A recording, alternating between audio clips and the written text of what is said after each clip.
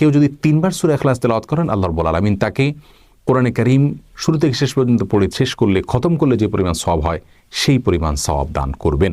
যদিও কোরআনে কারীমের শুরু থেকে শেষ পর্যন্ত কষ্ট করে তেলাওয়াত করে শেষ করলে তিনি যে মর্যাদা পাবেন, হুবহু সেই মর্যাদা কোনোদিনই সূরা ইখলাস 3 বার পাঠকারী ব্যক্তি পাবে না। তাহলে হাদিস থেকে খোলাসাভাবে আমরা জানতে পারলাম যে সূরা ইখলাস 1 বার বা 3 বার পাঠ করার বিষয়টি হাদিস থেকে বোঝা যায় বা প্রমাণিত হয়, এর ফজিলত এবং মর্যাদার কথা।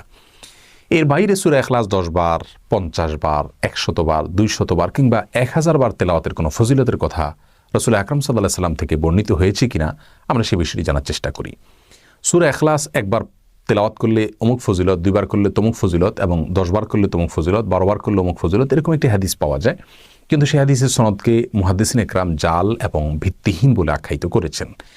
আর 10 বার সূরা ইখলাস তেলাওয়াত করার একটি বিশেষ ফজিলতের কথা বর্ণিত হয়েছে মুসনাদে আহমদে এবং ইমাম তবরানী রাহিমাহুল্লাহ